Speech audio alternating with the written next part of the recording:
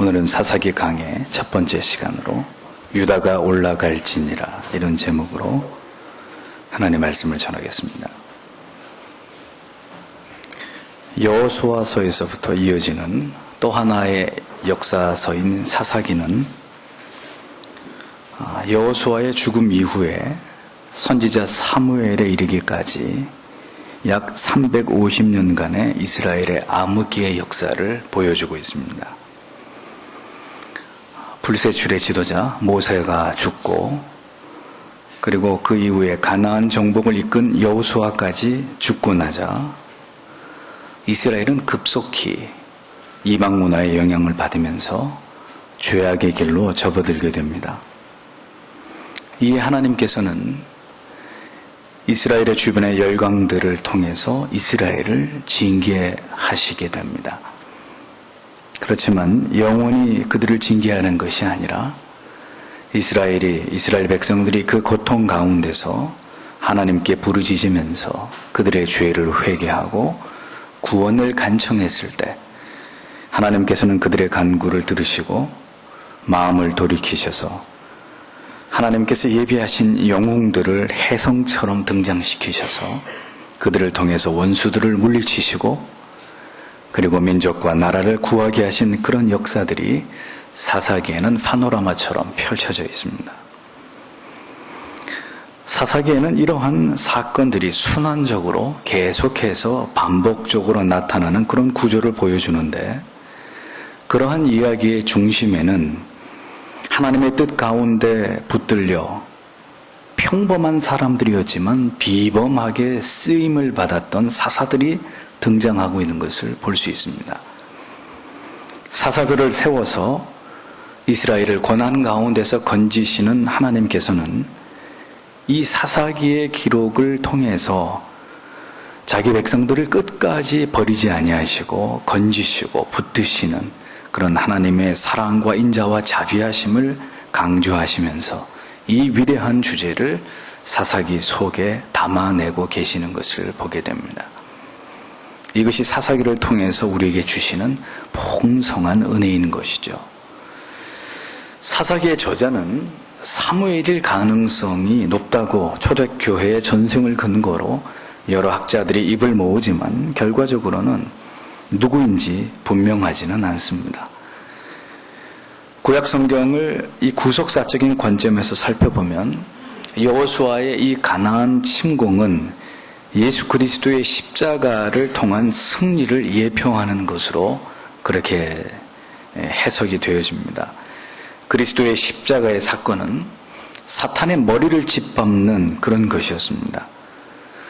여호수아의 이 기브온 전투의 승리를 비롯해서 가나안의 모든 주력 부대들을 차례로 괴멸시켜 나가는 이런 내용이 사사기에 나오는데,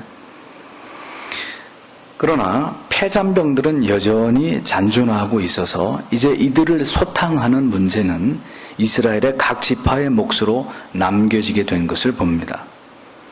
이것은 하나님께서 우리를 사랑하시지만 우리를 위해서 모든 것을 다 해주시는 분은 아니시라는 것을 의미하는 것입니다. 하나님께서는 이스라엘 백성들이 하나님을 의지함으로 그들의 노력으로 하나님과 함께 하나님의 나라를 건설해 나가는 것을 하나님은 원하셨습니다. 하나님께서 이루어 가시는 역사 속에서 우리가 단순히 구경꾼으로 서 있는 것을 원치 않으시는 분입니다. 같은 원리로 예수 그리스도께서 십자가에서 구원을 완성하시고 우리의 모든 죄의 문제를 도말하셨지만 그 이후에 예수님께서는 우리가 저지르는 이제 이후의 모든 자범죄에 대한 회개의 문제는 우리 각 개인에게 그렇게 맡기셨듯이 하나님께서는 여호수아의 정복기가 끝난 이후에 가나안 원시 부족의 패잔병들을 몰아내는 이 일들은 각 지파의 몫으로 하나님께서 그들에게 맡겨두셨다는 것입니다. 그것이 하나님의 섭리였던 것이죠. 자, 그런데 문제는 이때부터 시작이 됩니다. 이스라엘 백성들은 하나님이 명령하신 대로 가나안 원주민들을 몰아내기는커녕 그들과 동화되어서 심각하게 타락하고 부패하게 되었고, 그로 인해서 하나님의 진노를 촉발하게 되는 어리석은 죄를 범하게 됩니다. 이에 하나님께서는 이스라엘 주변의 열강들을 통해서 그들을 징벌하시지만, 한편 그들이 회개함으로 돌이킬 때 다시 그들을 구원하시고 승리를 주심으로 다시 회복시켜 나아가시는 그러한 지루한 일들을 계속해서 반복하고 계시는 것을 볼 수 있습니다. 그리고 이 시대가 마감되고 마침내 왕정 시대가 열리게 하시는 이런 섭리를 우리는 사사기를 통해서 보게 되는 것이죠. 그때나 지금이나 때로는 교회와 성도가 세속화되어서 하나님의 뜻을 버리고 타락과 배도로 무너지던 그런 시대도 있었지만, 다시 하나님께서는 거룩한 부흥을 통해서 우상을 버리고 죄를 회개하고 하나님께로 돌아오게 하시는 그런 일들을 교회의 역사를 통해서 계속 반복해 오셨다는 것을 우리는 알 수 있습니다.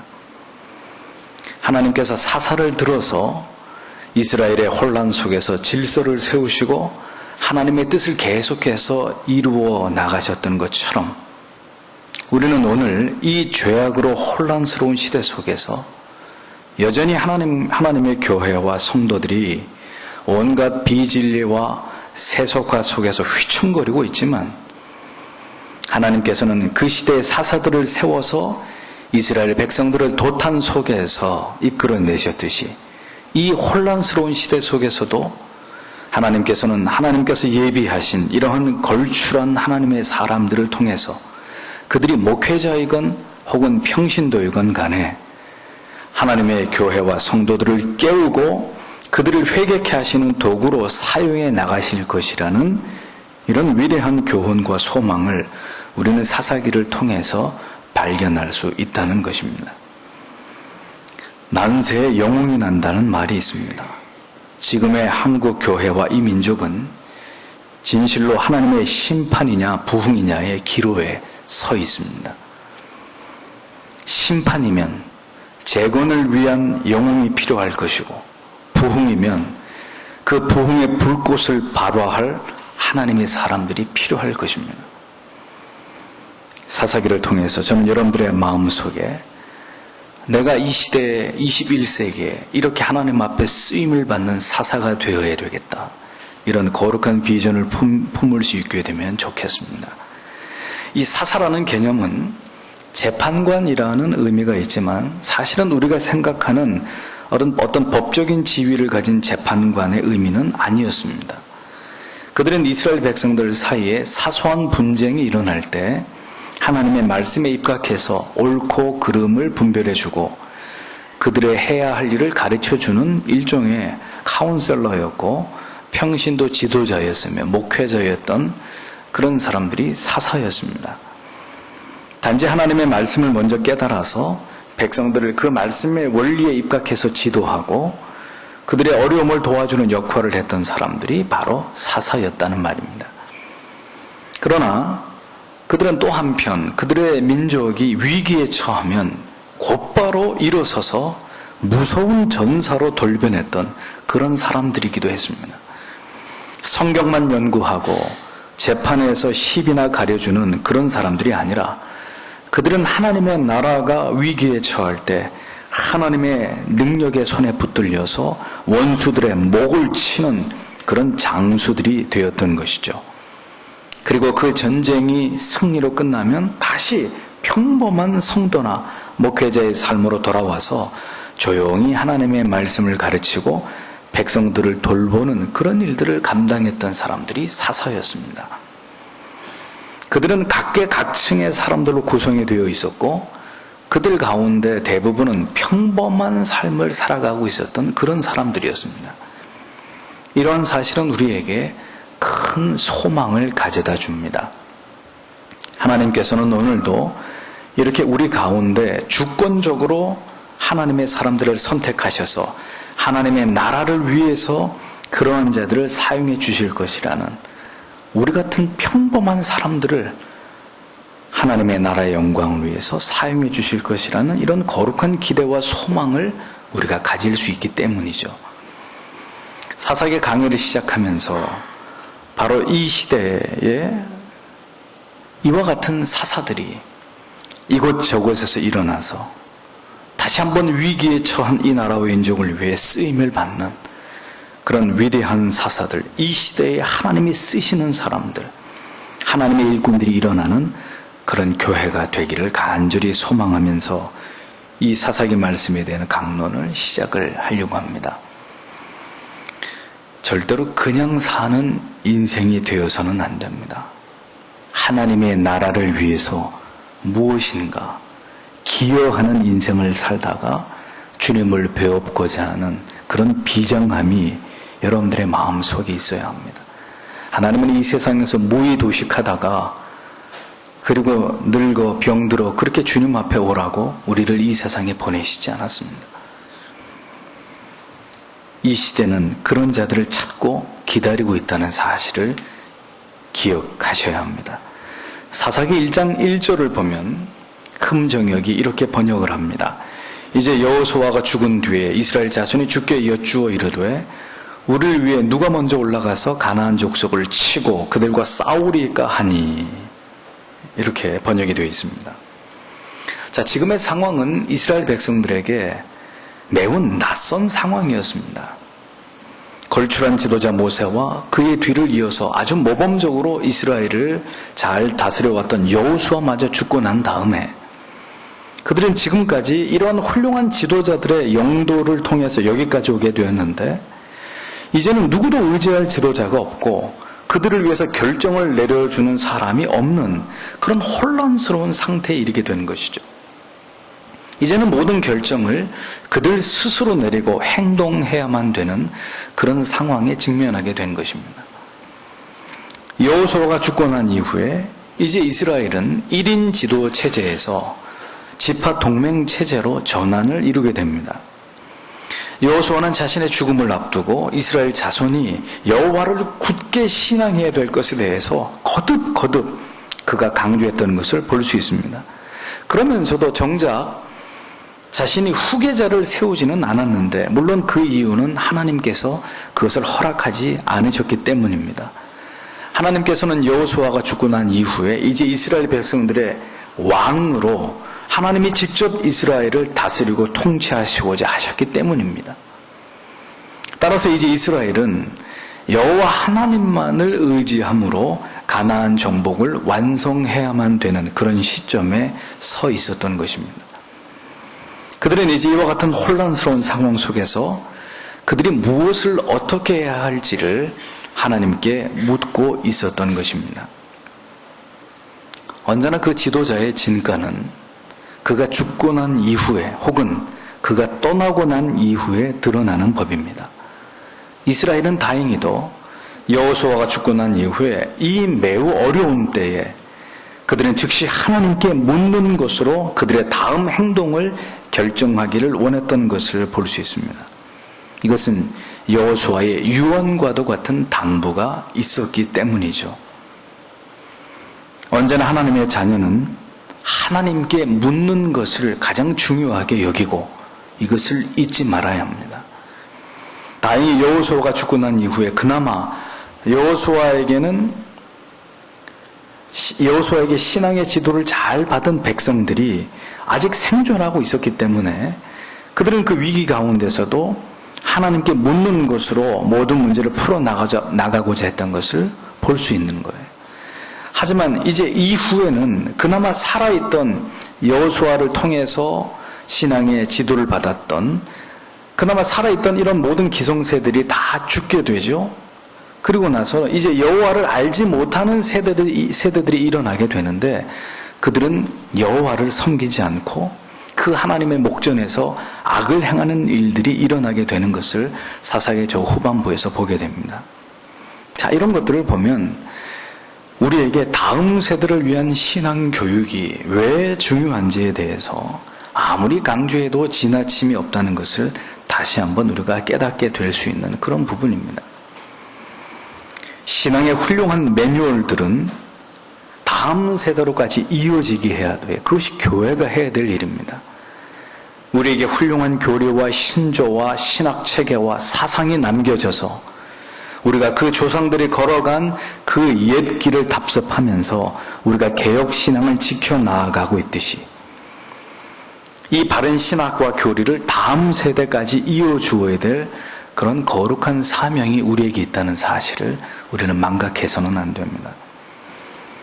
위기의 순간에 어떻게 행동해야 될지를 하나님께 엎드려서 겸허하게 묻는 이 태도는 이스라엘 백성들이 여호수아에게서 배운 믿음을 보여주는 것이고, 그렇게 하나님께 기도할 수밖에 없을 만큼 지금 이스라엘의 상황은 매우 좋지 않은 상황에 직면해 있었다는 것을 보여주는 것입니다.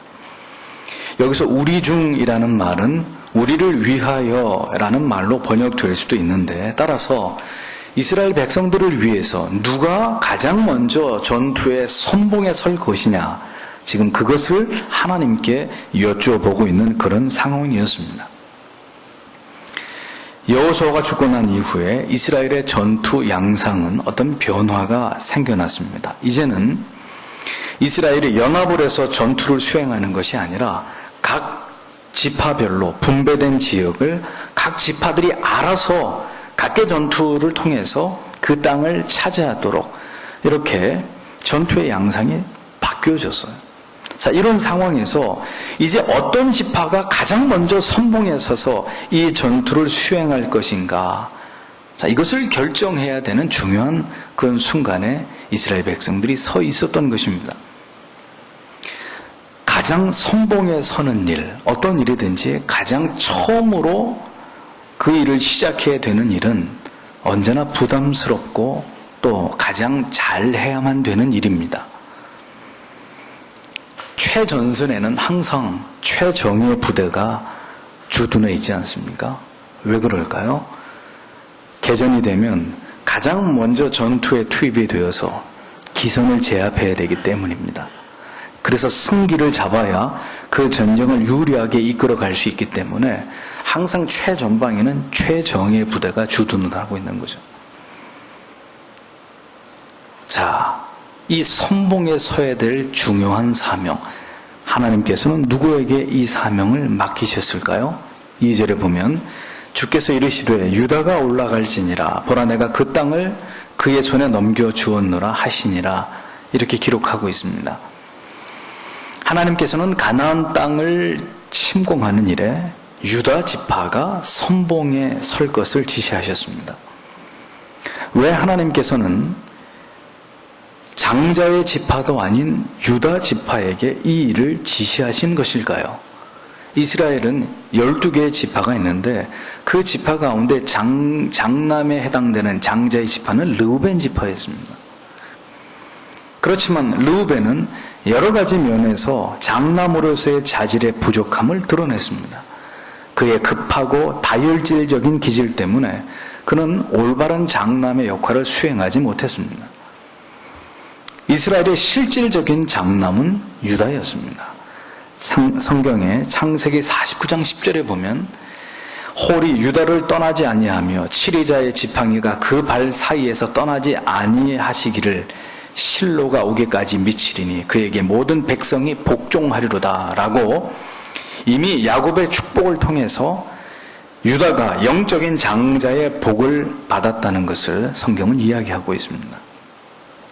이미 하나님께서는 유다 지파에서 다윗 왕과 그리고 나아가서 유다 지파에서 메시아인 예수 그리스도가 탄생할 것이라는 것까지 예고해 놓으셨습니다. 유다 지파가 이스라엘 12지파에서 실질적인 장자의 지파를 수행하게 하신 것은 이처럼 이미 오래전에 하나님께서 정하신 뜻이었다는 것을 알 수 있는 것이죠.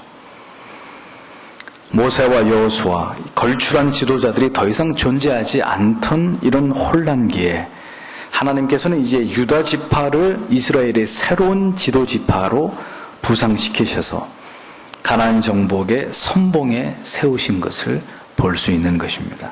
그것이 하나님의 계획이고 뜻이었다는 거예요. 사무엘의 생각과는 달리 이새의 잘난 아들들 가운데 가장 막내인 다윗이 결국 이스라엘의 왕이 되었듯이 하나님의 작정과 주권과 섭리는 사람의 생각과는 달라서 하나님께서 계획하신 대로 그것을 이루어 가시는 것을 우리는 볼 수 있습니다. 무슨 말인고 하니 하나님이 쓰실 사람은 하나님이 직접 선택하신다는 거예요. 중요한 것은 상황이나 사명이 아니라 그 사명을 감당할 하나님의 마음에 합한 사람이라는 것입니다. 하나님의 마음에 합한 사람이라면 어떤 상황과 위기와 문제 앞에서도 하나님께서 그와 함께 하심으로 모든 것을 이길 수 있지만, 만약에 그 사람이 하나님의 마음에 합한 사람이 아니라면 그가 아무리 유능하고 그의 시대의 태평성대를 누리더라도 하나님께 버림을 받거나 일순간에 모든 것을 잃어버리게 될 수도 있는 것입니다. 하나님께서는 자신의 뜻에 합한 유다 지파를 세우셨고, 그리고 가나안 땅을 그의 손에 붙여주었다고 말씀하고 계십니다. 보라, 내가 이 땅을 그 손에 붙여놓으라 하시니라 라고 말씀하고 있지 않습니까? 하나님께서는 하나님의 마음에 합한 자에게 모든 것을 형통케 하시는 분이십니다. 하나님의 뜻을 추진하게 하시고 이것을 시원하게 그렇게 이루어 나가시는 하나님이십니다. 하나님의 마음에 합한 유다가 선봉에 서자 모든 일들이 수월하게 풀려나갑니다. 이것은 우리가 하나님의 마음에 합한 자가 될 때 모든 상황과 환경은 우리의 손에 붙여지게 된다는 중요한 진리를 우리에게 가르쳐주고 있는 것입니다. 환경과 사람을 탓하는 사람은 어리석은 사람입니다. 그 사람은 하나님의 사람이 아니에요. 내가 하나님의 뜻에 합한 사람인지를 언제나 먼저 생각해야 되는 것입니다. 자격을 갖추었고 장남이고 먼저 믿었고 교회에 다닌 지 오래되었고 그런 이유 때문에 하나님께서 사용하시는 것이 아닙니다. 여러분에게 남다른 지식이 있고 재물이 있고 인품이 좋고 성격이 탁월하기 때문에 하나님이 여러분들을 사용하시는 것도 아닙니다. 하나님께서 택하시고 하나님이 일방적으로 사랑하시기 때문에 하나님께서 여러분들을 사용하시는 것이라는 것, 중요한 이야기입니다. 유다처럼 누군가는 어려운 순간에 하나님께 붙들려 쓰임을 받아야 하는데 언제는 이러한 중요한 순간에 여러분들은 선봉에 서는 그런 자가 되시기를 사모하는 분들이 되어야 합니다. 물론 이 일도 하나님께서 그런 마음을 주셔야 하지만 가만히 보면 말이죠, 리더가 되고자 하는 자가 리더가 됩니다. 리더가 될 사람은 어떻게 하면 리더가 되는지에 대해서 관심이 많이 있습니다. 하나님께서 그런 마음을 주시고 그를 준비시키시기 때문입니다. 물론 리더가 되지 말아야 될 사람이 사람의 생각으로 리더가 되고자 하는 자신의 고집에 사로잡힐 때도 있지만 중요한 것은 하나님이 그를 사용하시느냐 사용하시지 않느냐 하는 문제이죠. 하나님께서 쓰시는 리더는 하나님의 뜻을 이루어 가겠지만 그렇지 않은 리더는 그를 쫓는 자들에게 재앙이 될 뿐일 것입니다. 하나님께 쓰임받는 인생이 되고자 하는 그런 거룩한 갈망과 열정이 여러분에게도 있어야 합니다. 하나님께서 대안으로 내어놓으실 만한 그런 사람, 그렇게 한 인생 가운데 쓰임받을 수 있는, 하나님 제가 부족하지만 하나님이 뜻이라면 하나님 그런 인물이 되기를 원합니다. 이런 소원이 여러분 마음속에 있어야 하는 것입니다.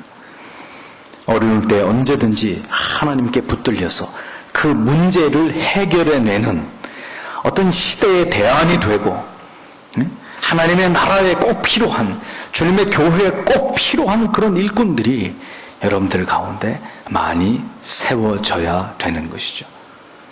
3절을 보면 유다가 자기 형제 시몬에게 이르되 내가 제비 뽑은 땅에 나와 함께 올라가서 우리가 가나안 족속과 싸우자. 그리하면 나도 내가 제비 뽑은 땅에 너와 함께 가리라 하니 이 시몬이 그와 함께 가니라, 이렇게 기록하고 있는 것을 볼 수 있습니다.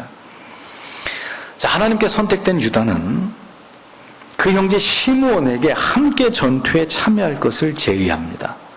하나님께서 주신 땅을 함께 싸워서 얻자고 말합니다.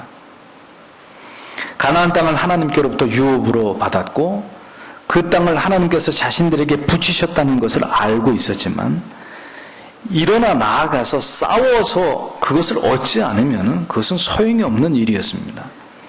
하나님의 약속의 말씀을 믿고 의지하면서 앞으로 나아갈 때 하나님의 역사하심을 체험할 수 있는 것이죠. 선봉에 선 유다 지파는 교만하지 않았습니다.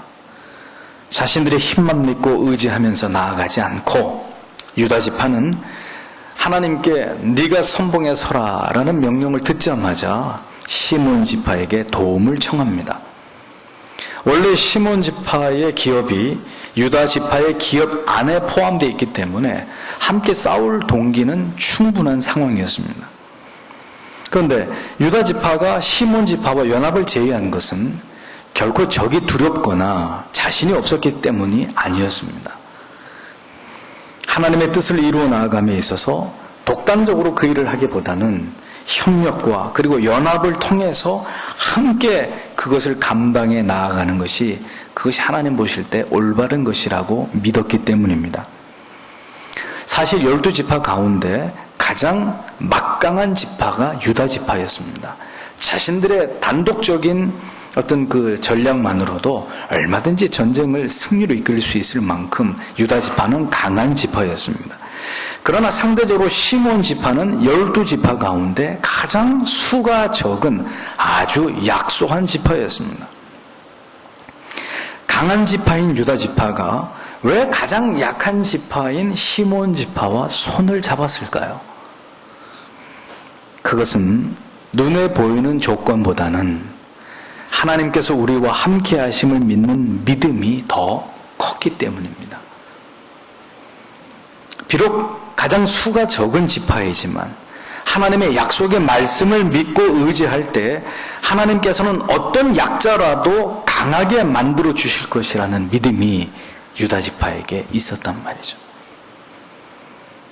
혼자서는 넘어질 수 있습니다. 아무리 잘나고 똑똑하고 강해도 언제나 연합하고 협력함으로 훨씬 더 나은 결과를 얻게 하시는 것이 하나님의 뜻입니다. 가만 보면 혼자 하면 참 잘하시는데 꼭 같이 하라고 하면 이것을 거부하시는 분들이 있습니다. 우리가 기억해야 될 것은 하나님의 나라는 함께 섬겨가야 된다는 거예요. 혼자만의 힘으로 세워질 수 없다는 것입니다. 반드시 협력하는 법을 배워야 된다는 거죠. 자기 혼자 하는 것을 편하게 여기시는 분은 남을 배려하거나 이해하는 마음이 부족하시기 때문입니다. 조금 부족하고 서툰 것을 용납하지 못하기 때문이에요.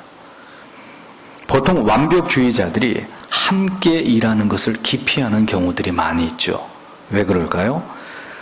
다른 사람은 자기처럼 완벽하게 하지 못할 것이라는 염려 때문입니다. 그래서 다른 사람을 믿지 못하는 거예요. 우리는 부족하더라도 조금 모자라더라도 하나님의 나라를 이루어가고자 하는 마음에 협력하고 동역할 수 있는 마음의 여유가 있어야 할 것입니다. 결코 우리 자신을, 우리의 조합과 우리의 구성을 약하고 부족하다고 생각하지 않을 수 있는, 우리 뒤에 하나님이 계신다고 하는 그런 믿음을 가지고 우리가 하나님의 일을 협력함으로 이루어 나가야 되는 그런 믿음이 우리에게 필요하다는 것입니다. 하나님을 의지하는 사람은 그래서 눈에 보이는 어떤 사람의 조건이나 배경에 그다지 크게 신경을 쓰지 않는 것입니다.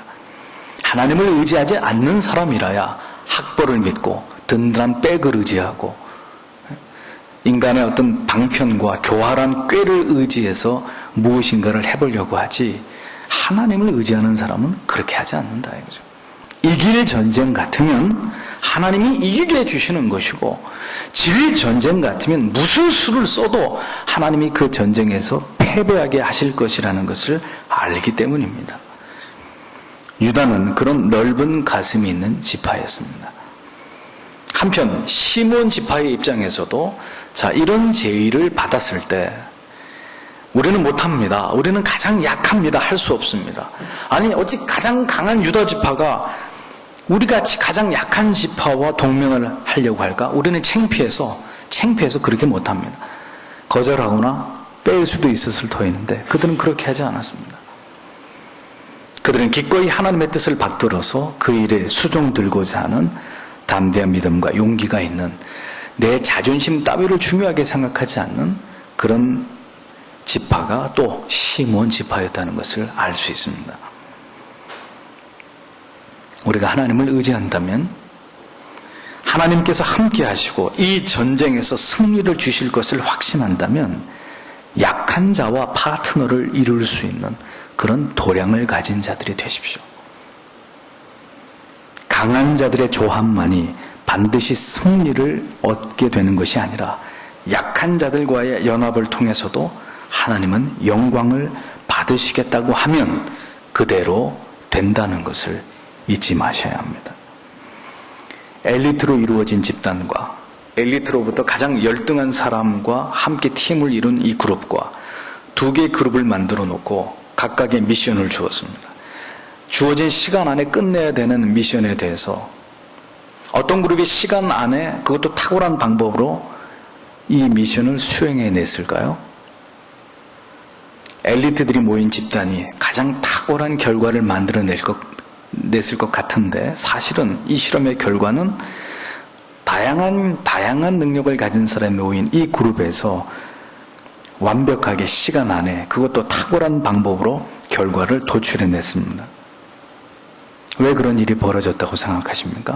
이 엘리트 그룹은 저마다 자기의 의견이 탁월하다는 것을 내세워서 미션을 수행하기는커녕 이 의견조차도 조율이 되지 않아서 시간을 다 허비해버렸는데, 그 반면 능력의 다양한 부류는 누가 리더가 되고 그 다음에 돕고 팔로워가 되면서 자연스럽게 시간 안에 그 문제를 완벽하게 해결해냈다는 거죠.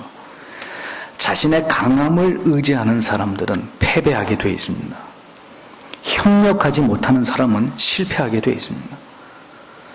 하나님을 의지할 때, 하나님께서 이루심을 믿고 나아갈 때 하나님은 그 약자를 통해서 강자를 부끄럽게 하시는 하나님이시라는 겁니다. 그것이 하나님의 방법입니다. 우리는 하나님께서 나와 함께 하심을 믿고 나아가는 것이지 내 손에 들려있는 무기를, 뛰어난 성능을 믿고 그걸 의지하고 나아가서 싸우는 사람들이 아니라는 거예요. 내가 가진 화려한 인맥과 경험과 이런 지식들을 믿고 나아가는 것은 실패의, 패배의 지름길이 되는 것입니다. 4절에서 6절을 보겠습니다. 유다가 올라가며 주께서 가나안 족속과 브리스 족속을 그들의 손에 넘겨주심으로 그들이 베색에서 그들 중에 10,000명을 죽이고 또 베색에서 아도니 베색을 만나 그와 싸워 가나안 족속과 브리스 족속을 죽이되 6절 아도니 베색이 도망함으로 그들이 그를 쫓아가서 그를 붙잡아 그의 엄지손가락과 엄지발가락을 자르매, 이렇게 기록되어 있습니다. 자, 어떻게 됐습니까? 유다와 시몬의 연합군은 대승을 거두게 되었습니다.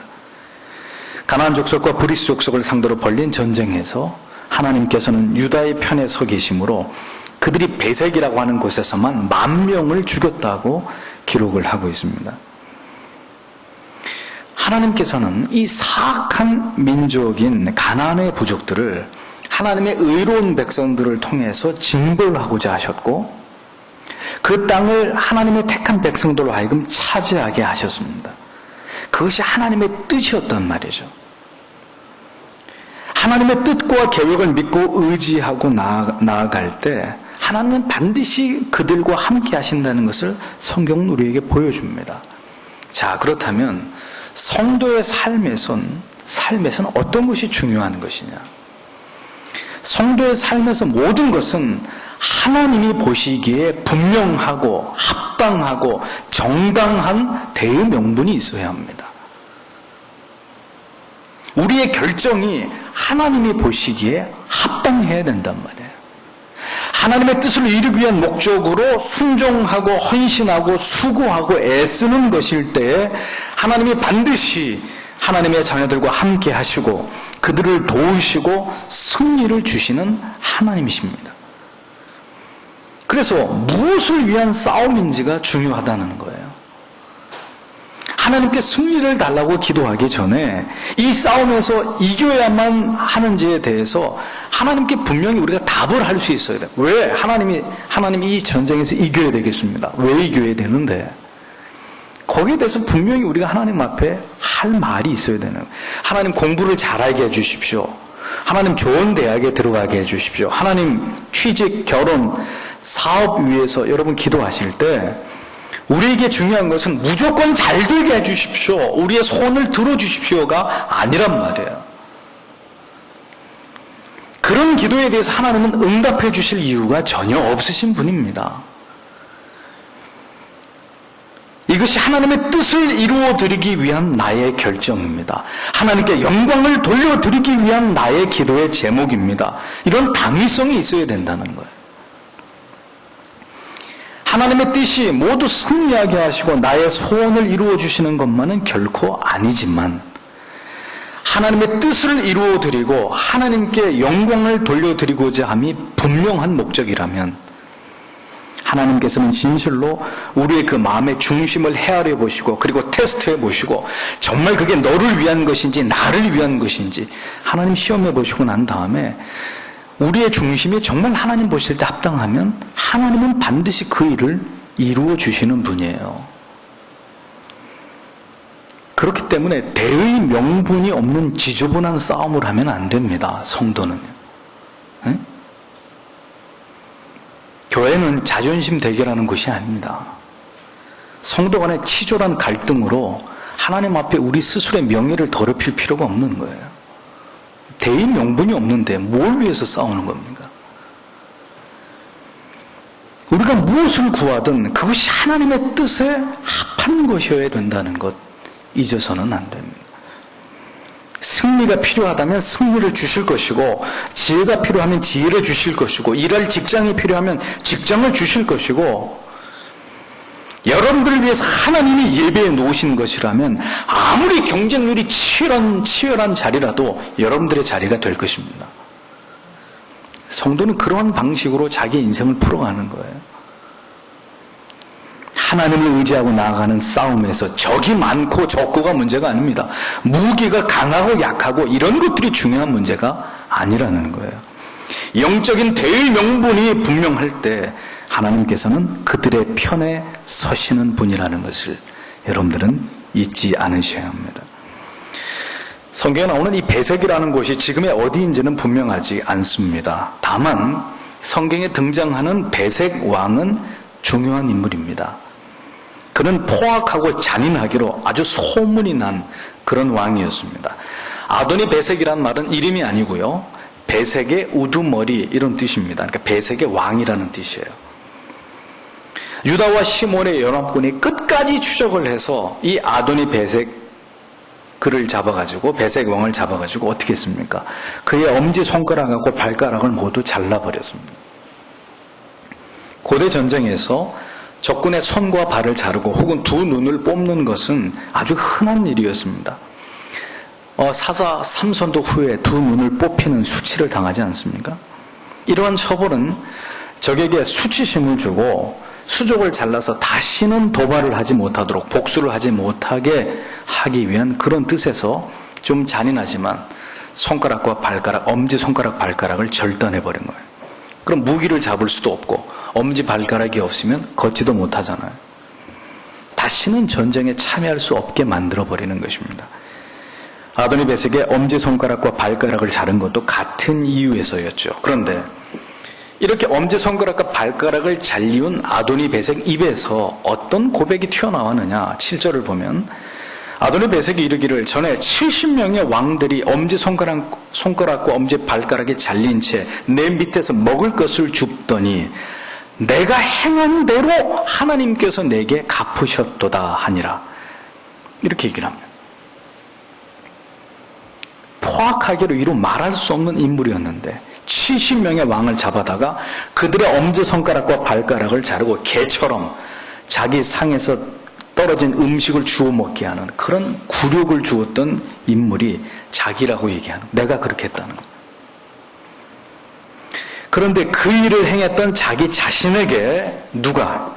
하나님께서 동일하게 복수를 하고 계신다고 자기 입으로 오늘 이 이방인의 왕의 입으로 자기가 지금 당하는 이 고통의 이유를 설명하고 있는 것을 볼 수 있습니다. 70명의 가나안의 군소 성읍의 왕들에게 이러한 잔인함과 굴욕을 안겨주었던 이 포악한 정복자 아도니 베색. 악인은 결코 영원하지 않습니다. 하나님께서 반드시 심판하실 날이 오고야 말게 되어 있는 거예요. 하나님께서는 악인이 행한 그 악대로 그에게 갚으시는 하나님이신 것을 그의 고백 속에서 우리는 이 진리를 듣고 있는 것입니다. 하나님은 공의의 하나님이십니다. 타인에게 악을 행한 자는 반드시 그 악으로 보복을 당하게 하시는 분이에요. 다른 사람 눈에 피눈물 나게 하셨습니까? 여러분 눈에도 피눈물 흘릴 날이 온단 말이에요. 일제치하에서 한국은 이루 말할 수 없는 고통과 수모를 당했습니다. 일본인들의 잔인무도함이라고 하는 것은 기독교인들 뿐만이 아니라 우리 민족이 그 일제치하에서 치를 떨어야만 했습니다. 그들의 총칼 앞에 잔인하게 죽어간 사람들이 얼마였고 우리의 할머니들에게 영원히 잊을 수 없는 수치와 모욕과 고통을 준 자들이 누굽니까? 지난주에 우연히 인터넷에 올라와 있는 이것이 일본의 실체입니다 라는 제목의 흑백 사진을 몇 장을 보았습니다. 차마 눈뜨고 볼 수 없는 한국인들에게 향한 일본인들의 만행이 고스란히 수십 장의 흑백 사진에 담겨 있어요. 하나님 절대로 저들을 향해서 참지 마십시오. 사진을 보면서 나도 모르게 혼자 입으로 중얼거렸어요. 일본은 이미 여러 차례 무서운 자연재해와 재난으로 하나님의 무서운 징계와 심판을 당했습니다. 그런데도 보세요. 회개합니까? 돌이킵니까? 회개할 줄도 모르고 돌이킬 줄도 모릅니다. 기독교인들 가운데 혹자는 일본을 긍휼히 여기고 용서하고 그들을 섬겨야 된다고 주장하지만 제 생각은 다릅니다. 이스라엘이 에돔을 섬기고 긍휼히 여긴 적이 있었습니까? 저 악한 바벨론이나 아수르나 페르시아를 위해서 기도하고 그들도 하나님을 섬길 수 있게 해달라고 그렇게 기도한 적이 성경에 있습니까? 저들은 하나님께서 이스라엘을 치시는 도구로 선한 의도로 사용한 악한 도구일 뿐이었습니다. 하나님은 그들에게 아무것도 기대하시는 게 없었어요. 이스라엘 백성들이 회개하고 돌이킬 때 하나님은 그렇게 자기 백성들을 압제하고 괴롭힌 죄를 물어가지고 그 하나님을 알지 못하는 이방 나라들을 다 괴멸시키셨습니다.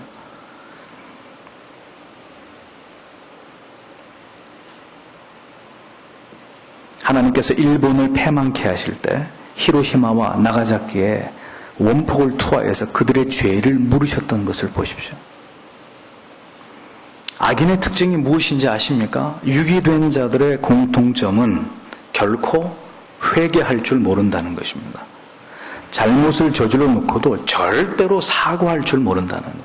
그게 유기된 사람들의 공통점이에요.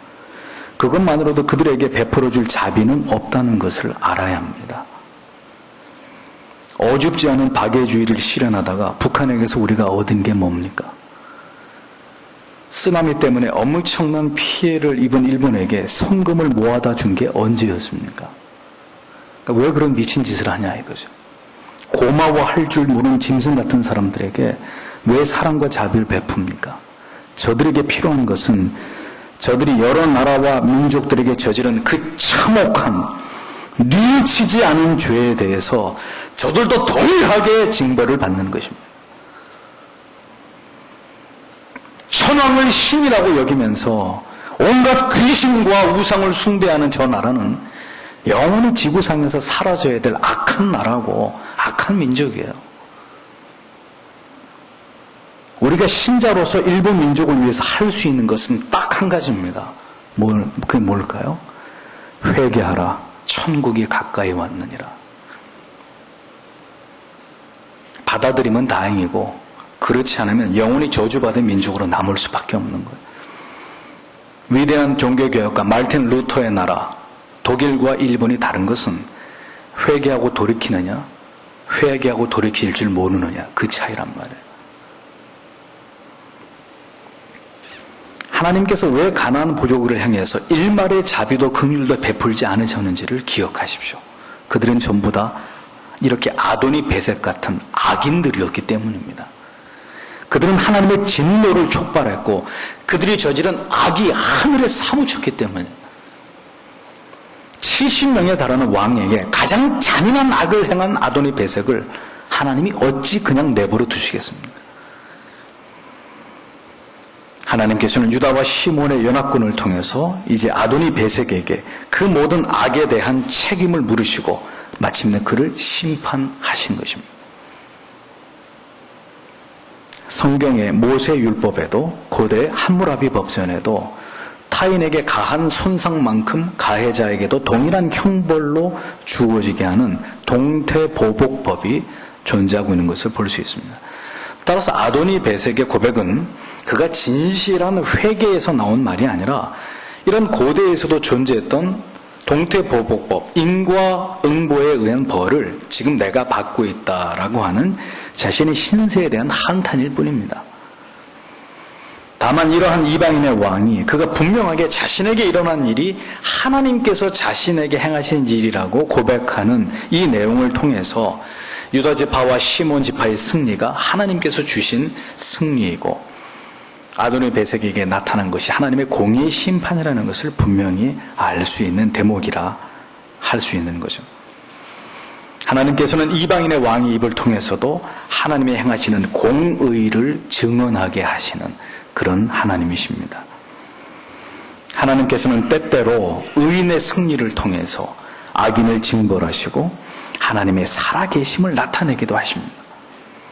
최후의 승리는 바로 하나님의 자녀들의 차지이지만 그 최후가 오기 전에도 하나님께서는 때때로 의인의 승리를 통해서 악인을 향한 하나님의 공의적 심판을 이 세상 가운데서 드러내시는 분이십니다. 그렇게 하시는 이유는 하나님의 살아계심을 이 땅 가운데 드러내심으로 때때로 세상이 그 하나님의 위엄과 권능 앞에 움츠러들게 하기 위한 그런 하나님의 뜻이 있기 때문입니다. 때로는 악인에게 이루어지는 징계를 보면서 불신 세상이라 할지라도 그들의 양심을 통해서 두려워하는 마음을, 하나님을 두려워하는 마음을 갖게 하시기 위해서 악인이 악한 최후를 맞이하도록 하나님은 때때로 그렇게 역사하시는 거예요. 하나님께서 의인의 편에 서실 때는 이와 같이 여러 가지 하나님의 뜻하신 목적을 이루시기 위함이라는 것을 알 수 있습니다. 아무리 어려운 시대를 할지라도 하나님께서는 대안을 준비하십니다. 길을 여시는 분이십니다.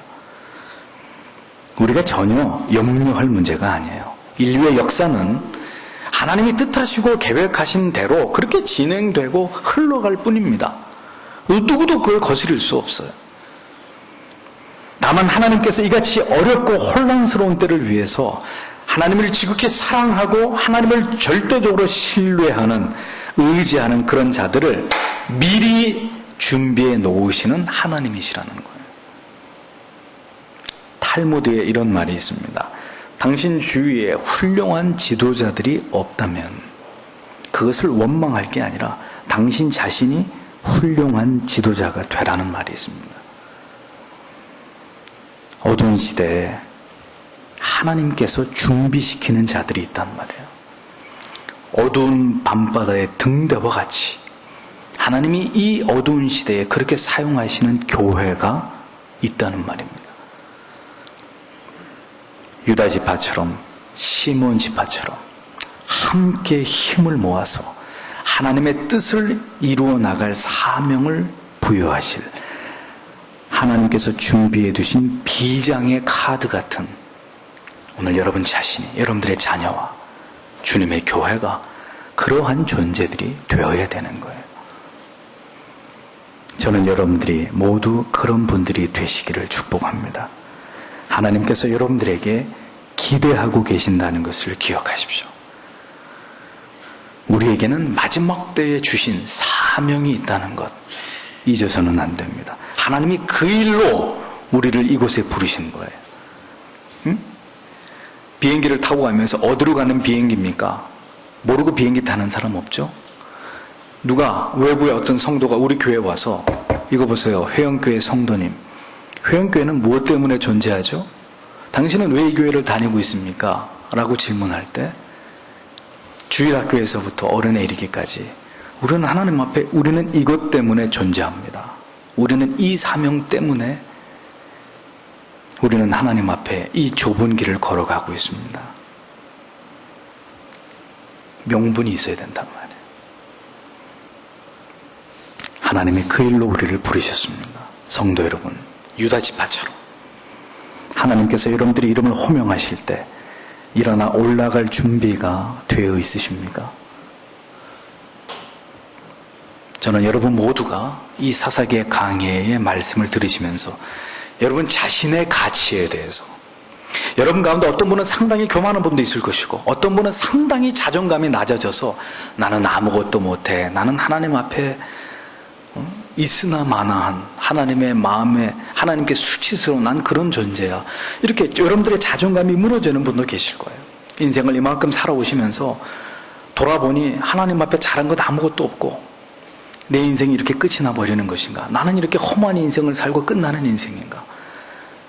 여러분들을 상대적으로 높게 평가하시는 분도 계시지만 상대적으로 낮게 평가하고 계시는 분도 계실 것입니다. 상관없습니다. 사사기의 말씀이 강해되는 동안에 여러분 자신의 가치에 대해서 새롭게 눈을 뜨시는 그런 모든 축복의 시간들이 되셔서 하나님 앞에 다시금 이 시대에 무엇을 위해서 어떻게 살다가 하나님 앞에 서야 할지를, 하나님 앞에 서야 될지를 분명하게 깨달으시고 그것을 붙드시는 은혜가 여러분 모두에게 충만케 되시기를 축복합니다. 기도하겠습니다.